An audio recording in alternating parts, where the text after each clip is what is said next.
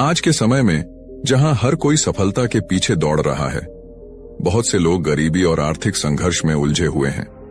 लाख कोशिशों के बावजूद कुछ लोग जैसे एक जगह ठहर से गए हैं। सवाल उठता है, क्या सिर्फ कड़ी मेहनत से गरीबी दूर की जा सकती है या इसके लिए कुछ और भी जरूरी है?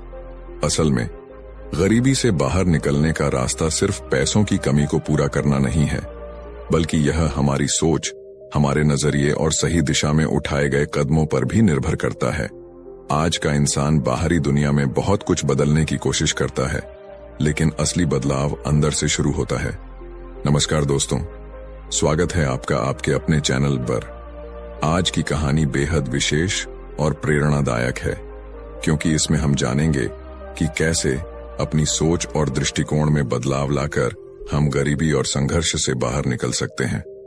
तो चलिए बढ़ते हैं आज की इस कहानी की ओर। यह कहानी एक छोटे से गांव में रहने वाले रमेश नामक व्यक्ति की है, जो एक गरीब किसान था। रमेश का परिवार पीढ़ियों से इस गांव में खेती करता आ रहा था। उसके पास थोड़ा बहुत खेत था, जो उसे अपने परिवार का पेट भरने लायक अनाज दे देता था, लेकिन उसके सपने इससे कहीं बड़े थे। रमेश की ख्वाहिश थी कि उसकी भी एक समृद्ध जिंदगी हो, उसका परिवार खुशहाल हो और उसे हर रोज छोटी छोटी चीजों के लिए संघर्ष न करना पड़े। रोज की दिक्कतों से तंग आकर एक दिन रमेश गांव के बुजुर्ग के पास गया, जो अपने जीवन का अधिकांश हिस्सा अलग अलग स्थानों की यात्रा और ज्ञान संवर्धन में लगा चुके थे। रमेश ने बुजुर्ग से कहा, दादाजी, मैं इतनी मेहनत करता हूं, लेकिन हमारी गरीबी कभी खत्म नहीं होती। हम हमेशा ऐसे ही संघर्ष करते रहेंगे क्या? बुजुर्ग ने उसे देखा और गहरी सांस ली। वे कुछ समय तक चुप रहे, जैसे सोच रहे हों कि रमेश को क्या जवाब देना चाहिए। फिर उन्होंने कहा, बेटा, असली बदलाव बाहर नहीं, बल्कि अंदर से शुरू होता है। इस गांव से थोड़ी ही दूरी पर एक पहाड़ी है। वहां एक महात्मा जी रहते हैं, जो ध्यान और साधना में लीन रहते हैं। लोग कहते हैं कि वे बहुत ज्ञानी हैं और लोगों की समस्याओं का समाधान निकालते हैं। शायद वो तुम्हारी मदद कर सकें। रमेश ने सोचा कि शायद यही उसके सवालों का जवाब है।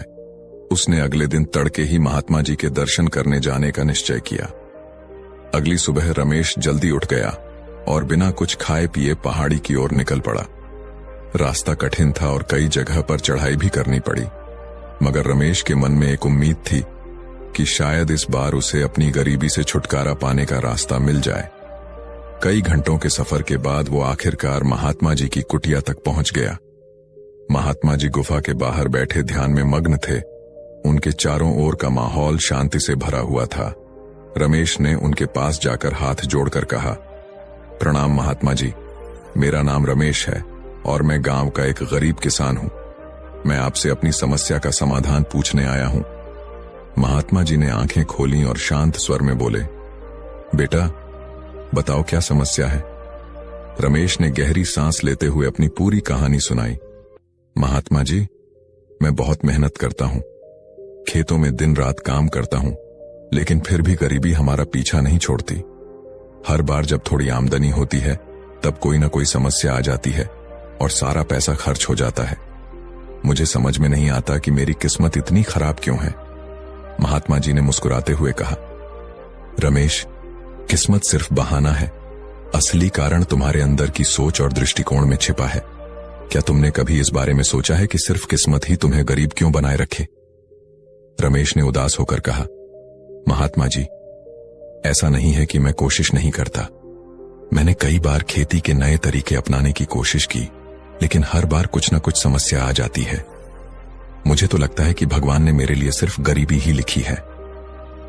महात्मा जी ने गहरी सांस लेते हुए कहा, आओ, मैं तुम्हें 2 कहानियां सुनाता हूं, शायद तुम्हें इससे कुछ सीख मिले। गुरुजी ने रमेश को बैठाया और उससे कहा, आज मैं तुम्हें 2 कहानियां सुनाऊंगा, जो तुम्हारे जीवन को गरीबी और समस्याओं से बाहर निकालने का रास्ता दिखा सकती हैं। पहली कहानी एक ब्राह्मण और उसकी पत्नी की है, और दूसरी कहानी एक मोर और एक लकड़हारे की। ये दोनों कहानियां तुम्हें यह समझाएंगी कि असली ताकत हमारी सोच और हमारे दृष्टिकोण में होती है। कई 100 साल पहले एक गांव में एक निर्धन ब्राह्मण अपनी पत्नी के साथ रहता था। उनका जीवन बेहद साधारण और कठिनाई भरा था। ब्राह्मण पूजा पाठ करके जो थोड़ा बहुत कमा पाता उसी से गुजारा चलता। उसकी पत्नी भी उसकी तरह ईमानदार और संतोषी थी, लेकिन कहीं न कहीं उसकी आंखों में एक गहरी उदासी भी थी। वह हमेशा इस बात से दुखी रहती कि उनके पास कभी भी भरपूर संपत्ति या सुख सुविधा नहीं होगी। हर दिन ब्राह्मण की पत्नी यह सोचती कि वे और लोग जो सुखी और संपन्न हैं कैसे इतने खुशहाल जीवन जी रहे हैं, जबकि वे दोनों कठिनाई से अपना गुजारा कर रहे हैं। धीरे धीरे उसकी निराशा इतनी बढ़ गई कि एक दिन उसने ब्राह्मण से कहा, हमारा भाग्य बहुत बुरा है। मुझे नहीं लगता कि हम कभी गरीबी से बाहर निकल पाएंगे। शायद हमारा पूरा जीवन इसी तरह कठिनाइयों में गुजरेगा। ब्राह्मण ने उसकी बात सुनी और थोड़ी देर सोचने के बाद बोला, सच में हमारी परिस्थिति कठिन है, लेकिन अगर हम अपनी सोच को बदलें और अपने जीवन में संतोष और धैर्य बनाए रखें तो शायद हमारी स्थिति भी बदल सकती है। मैं समझता हूं कि केवल मेहनत ही नहीं, बल्कि एक सकारात्मक दृष्टिकोण भी आवश्यक है। ब्राह्मण की बातें सुनकर उसकी पत्नी को भी थोड़ा सुकून मिला, लेकिन उसने पूछा, परंतु यह कैसे संभव है? हम जो भी करते हैं हमें उतना ही मिलता है जितना कि हमारी किस्मत ने हमें दिया है। ब्राह्मण ने गंभीरता से जवाब दिया, किस्मत हमारे सोचने और करने के तरीके से बदलती है। जो इंसान अपनी परिस्थितियों को स्वीकार कर लेता है और हर परिस्थिति में भी खुश रहने की कोशिश करता है, उसके जीवन में बदलाव आने लगता है। इसके बाद दोनों ने मिलकर अपने जीवन को एक नए तरीके से जीने का संकल्प लिया। ब्राह्मण ने पूजा पाठ के साथ साथ दूसरों की सेवा करने का निश्चय किया। उसने देखा कि उसके आसपास लोग दुखी और परेशान रहते थे, तो उसने उनकी समस्याएं सुनी और उन्हें सांत्वना दी। उसकी पत्नी ने भी मन से घर का काम करना शुरू कर दिया और हर परिस्थिति में सकारात्मक रहने की कोशिश की। समय बीतता गया और उनकी मेहनत और सकारात्मक सोच ने उन्हें गांव में लोकप्रिय बना दिया। लोग उनके पास अपने दुख दर्द लेकर आते और ब्राह्मण की बातें सुनकर सुकून पाते। धीरे धीरे उनके पास धन संपत्ति बढ़ने लगी। अब उनके पास न केवल भरपूर संपत्ति थी, बल्कि गांव के लोग भी उन्हें सम्मान देने लगे। इस कहानी को सुनाकर गुरुजी ने कहा, रमेश, अगर तुम भी अपनी सोच को सकारात्मक और धैर्यपूर्ण बना सको तो तुम्हारा जीवन भी धीरे धीरे बदल सकता है। कभी भी परिस्थिति को दोष न दो, बल्कि उसे स्वीकार करो और सही दिशा में कदम बढ़ाओ। यह कहानी हमें सिखाती है कि असली गरीबी हमारे मन में होती है, और जब हम मन को समृद्ध बना लेते हैं तो जीवन में बाहरी समृद्धि भी आ जाती है। दूसरी कहानी सुनाने से पहले गुरुजी ने रमेश से पूछा, क्या तुम जानते हो कि कभी कभी जीवन के सबसे कठिन समय में भी हमें सबसे बड़ा ज्ञान मिलता है? रमेश ने हामी भरी। गुरुजी ने फिर कहानी शुरू की। एक घने जंगल में एक लकड़हारा रहता था, जो हर दिन लकड़ियां काटकर अपनी रोजी रोटी कमाता था। उसका जीवन कठिन था और उसे हमेशा लगता था कि वह बहुत गरीब और अभागा है। उसे लगता था कि उसकी किस्मत कभी नहीं बदलेगी और वह हमेशा कठिनाई में ही रहेगा। एक दिन जब वह जंगल में लकड़ी काट रहा था, तभी उसकी नजर एक सुंदर मोर पर पड़ी। वह मोर अपनी रंग बिरंगी पंखों को फैलाकर नृत्य कर रहा था। लकड़हारा उस मोर की सुंदरता में खो गया और मन ही मन सोचने लगा, कितना खुशकिस्मत है यह मोर। न इसके पास कोई चिंता है, न कोई दुख। यह तो सदा ही सुखी और संपन्न दिखता है। लकड़हारे की बात सुनकर मोर ने मुस्कुराते हुए जवाब दिया, तुम मुझे भाग्यशाली समझते हो, लेकिन क्या तुमने कभी मेरी जिंदगी को करीब से देखा है? मेरे पास सुंदरता और आवाज तो है, लेकिन मैं उड़ नहीं सकता। मैं ऊंची जगहों पर नहीं जा सकता और हमेशा इस जंगल में ही रहना पड़ता है। इंसानों को देखकर मुझे भी कई बार लगता है कि काश मेरे पास भी तुम्हारी तरह स्वतंत्रता होती।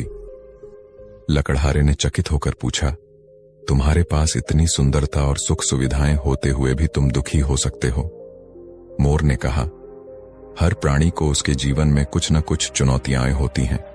मुझे मेरी सुंदरता और आवाज दी गई है, लेकिन मुझे स्वतंत्रता और साधारणता की खुशी नहीं दी गई। तुम सोच सकते हो कि तुम गरीब हो, लेकिन तुम्हारे पास वो साधन हैं जिनसे तुम अपनी परिस्थिति को सुधार सकते हो। तुम्हारे पास मेहनत करने की शक्ति और ज्ञान है, जिससे तुम अपना जीवन बदल सकते हो। लकड़हारा थोड़ी देर सोच में पड़ गया। उसने महसूस किया कि वह अपनी ताकत और साधनों को पूरी तरह से पहचान ही नहीं पाया था। उसने मोर का आभार व्यक्त किया और समझ गया कि असली सुख और गरीबी हमारे पास क्या है, इस पर निर्भर नहीं करता, बल्कि इस बात पर निर्भर करता है कि हम जो कुछ भी पास में है उसका किस तरह उपयोग करते हैं। इस कहानी को सुनाकर गुरुजी ने रमेश से कहा, रमेश, असली संपत्ति हमारे पास नहीं, बल्कि हमारी सोच और दृष्टिकोण में होती है। यदि हम अपनी संभावनाओं को पहचान कर काम करें और हर स्थिति में धैर्य बनाए रखें, तो कोई भी कठिनाई हमें गरीब नहीं बना सकती। तुम्हारे पास भी इतनी शक्ति है कि तुम अपनी परिस्थिति को बदल सको। तुम्हें केवल अपनी ताकत को पहचानने की जरूरत है और हर दिन एक नया कदम बढ़ाने की आवश्यकता है। रमेश ने गुरुजी की दोनों कहानियों को ध्यान से सुना और समझा।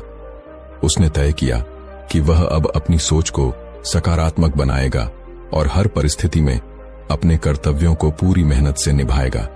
धीरे धीरे उसने अपने जीवन में बदलाव लाने का संकल्प लिया और अपनी मेहनत को अपना साथी बना लिया। इस प्रकार गुरुजी की कहानियों ने रमेश को गरीबी से बाहर निकलने का मार्ग दिखाया और उसे सिखाया कि असली समृद्धि हमारे मन की स्थिति में होती है।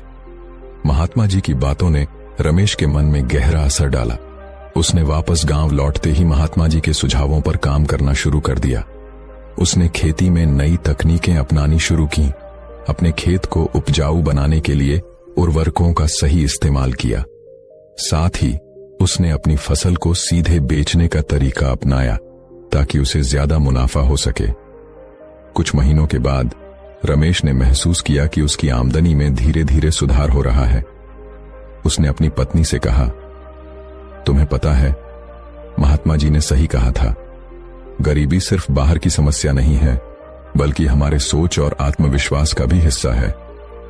उसकी पत्नी ने मुस्कुराते हुए कहा, हां, मैंने भी देखा है कि अब तुम्हारे अंदर आत्मविश्वास बढ़ गया है और तुम निरंतर प्रयास कर रहे हो। मुझे पूरा विश्वास है कि एक दिन हम अपनी गरीबी को पूरी तरह से मिटा देंगे। कुछ साल बाद रमेश न केवल एक सफल किसान बन गया, बल्कि उसने गांव के अन्य किसानों को भी प्रोत्साहित किया कि वे भी खेती के नए तरीके अपनाएं। उसने गांव में एक छोटा सा शिक्षण केंद्र भी खोला, जहां वह लोगों को खेती के नए नए प्रयोगों के बारे में बताता। रमेश की मेहनत और लगन ने न केवल उसकी जिंदगी बदल दी, बल्कि उसने पूरे गांव को गरीबी से बाहर निकालने में मदद की।